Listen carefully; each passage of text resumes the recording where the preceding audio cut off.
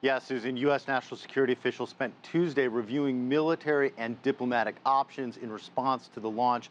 The U.S. has requested an emergency meeting of the UN Security Council and is expected to ask for tighter sanctions. That meeting scheduled for Wednesday afternoon as leaders around the world hope to defuse the situation. It appears to be the DPRK's most successful missile launch to date. North Korea's Academy of Defense Science has successfully test-fired the newly developed intercontinental ballistic missile. The DPRK calls it the Hwasong-14 and says the missile reached an altitude of about 2,800 kilometers and flew for about 40 minutes.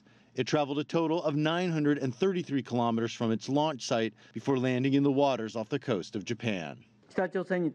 Japan has strongly protested against North Korea as we cannot accept its repeated acts of provocation. We will continue to do all we can to gather and analyze information and will announce any new information as soon as we have them.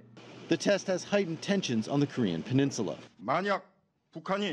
If North Korea ignores our military's warning and continues provocations, we clearly warn that Kim Jong-un's regime will face destruction. The missile flew a steep trajectory. That ensured that it would travel a relatively short distance. Analysts are still working to calculate how far the Hwasong-14 could travel if fired at a lower angle. But it does appear this missile could hit the U.S. state of Alaska. U.S. President Donald Trump tweeted, "North Korea has just launched another missile. Does this guy," referring to the DPRK's leader Kim Jong-un, "have anything better to do with his life?" Hard to believe that South Korea and Japan will put up with this much longer. Perhaps China will put a heavy move on North Korea and end this nonsense once and for all. Last week, Trump met with ROK President Moon Jae-in and vowed to solve the DPRK issue. The era of strategic patience with the North Korean regime has failed. But there are few good options on the table and no clear path forward for the U.S. In response, the U.S. and the ROK have begun joint ballistic missile drills in the ROK, firing missiles into the sea off the coast of the Korean peninsula.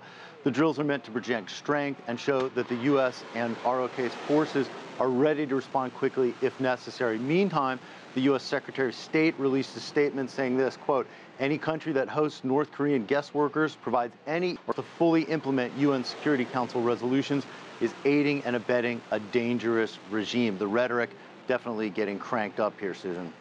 So, Jim, does this mean the DPRK is capable of hitting the U.S. with a nuclear weapon? In some ways, that's the bottom line here for the United States. But at this point, Western intelligence analysts remain skeptical that the DPRK has a nuclear warhead small enough to be delivered by a missile like this one in yesterday's test.